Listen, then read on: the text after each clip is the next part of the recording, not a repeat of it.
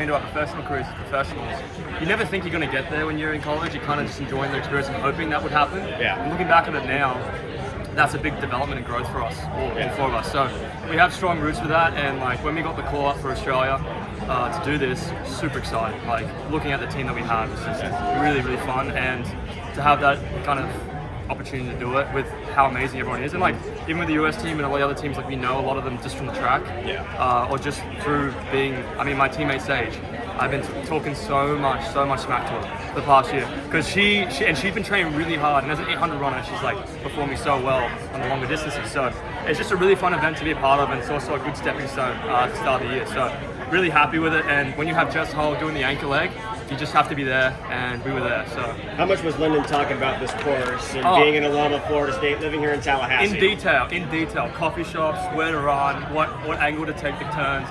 Lyndon was our kind of our person to go to kind of gauge off, and then Jess was the team leader. Me and Jack were just team morale, keeping the vibes up and making sure we do our job, because our women's team is so strong, and we've done really well the past few months of training, and just looking forward to continuing this momentum leading into the indoor season. So exciting stuff. Talking among the team and looking at your credentials on paper coming in here, what kind of confidence did you guys have coming into this race?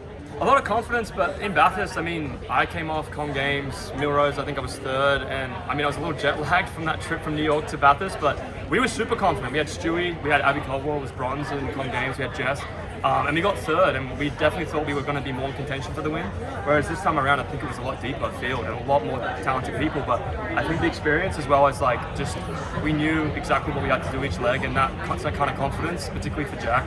I'm sorry I'm talking for you, but watching Jack, like he had that gap and he knew to measure himself correctly and give Jess a good position to be in, because if you put Jess in that spot, she's going to execute it every day. So everyone's ran an amazing leg, and I'm super proud of the team, and it's fun to be NCAA because we got that like second home kind of crowd and cheers, and awesome.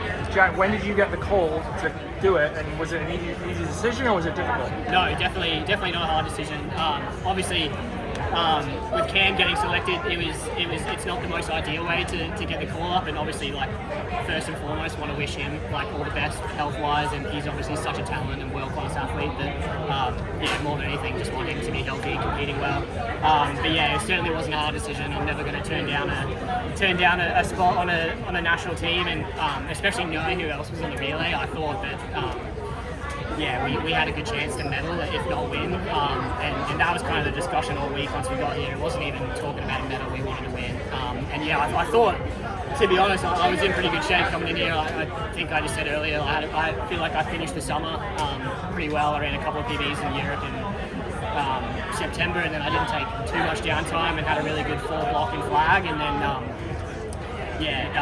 ran a race in New Zealand in December, that went well, and then went home for a couple of weeks in Australia, and I feel like I got some warm weather, which was definitely helpful coming into this with the humidity and stuff. So it wasn't a hard decision at all. I was always going to take the spot. When did you find out you were running? When did I find out? I think I found out probably like Christmas Eve or 23rd or something, and then pretty much took the spot immediately, and then I'd already planned to. I've got a full indoor season, so I'd already planned to come back here to the States on the 27th, so the flight was already booked, and just went from there. Yeah. Where are you based? I'm based in Flagstaff, with Steve Bass and Under Armour group up there. So. Ollie, did George give you any tips on alligators?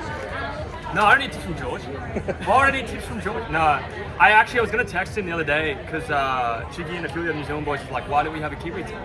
Why don't we have a Kiwi team? I mean, like, they've got some great runners and they could have done pretty well. Tanner and George. Yeah, Tanner and George would have been great, but they don't want the smoke. I mean, they don't want the smoke. Obviously, but no tips from George. But I tell you what, I was a bit concerned because I'm a bit of a dangling leg person. I'm not as graceful as George. He looks like a gazelle, and I'm like a spider in a frying pan kind of thing. So I was a bit worried about that. I don't know how much hurdling experience you have. I have none. I have none. But going into it, Dathan's just like, don't think about it. And I'm like, okay, I won't think about it. And I didn't think about it and went through. I was kind of just. Did you step up on them? Or did you... I stepped up on the second one, jumped the rest of them. But I was kind of like I wasn't near Ethan and Reynolds, but I was close enough where it's like, okay, I've got the uphill, and then I'll come down and put Australia in a good spot where we can see where we are for the first leg, because you win the first leg, it doesn't really matter. It's the second and third leg that really stretch it out. So For me, yeah, I didn't take any advice from George, but I'm welcome for tips. I mean, George is always, he's never shy of giving his tips on steepling, particularly now as a world champ. So. Was the thinking for just you guys to keep it close and the women maybe make some gaps in their legs because on paper they're a bit faster? We talked about that, like not to put too much pressure on Jess, but we even had a little joke about it in the meeting the other day. It was like we just really wanted to put her in a position. She's the 2K world record, obviously, and Olympic medalist and everything else that goes with that. So we kind of, I was not. I knew Lyndon was going to run really well, but I certainly didn't expect that much of a lead when she came down the chute. So I was like, more just trying to not blow my legs the first half of that leg, and then try and I thought worst case scenario if the wheels fall off, I just wanted to put her in a position where she could do her thing, and I felt like we all executed that pretty well. So. 100%. I mean, like looking at it for the first leg, like a lot of the top guys ran the first leg, and then some guys ran the third leg, so they're trying to mix it up. But for the first leg, it was more about just being in contention, being at the front. Like really, for us, it's about putting the women in because the women have pretty good spots to increase their lead, and I think for us, we just needed to be there and be aggressive with it, and we did that pretty well. And Jack, to measure his effort, particularly in that 2K, not knowing where you are and being chased down, it was like almost perfect, exactly what we wanted. Jess, having someone to gauge off at the start and knowing how Jess will perform that last K, we felt pretty confident. So. Congratulations. Ollie, I know some tough races, moments, injuries last couple of years. How important is a world title to kind of set the tone for 2026? Very world champion. I mean, being a world champion. I mean, relay or not, you're going to be a world champion. And I remember Bathurst, my family got to watch me in the Australian kit.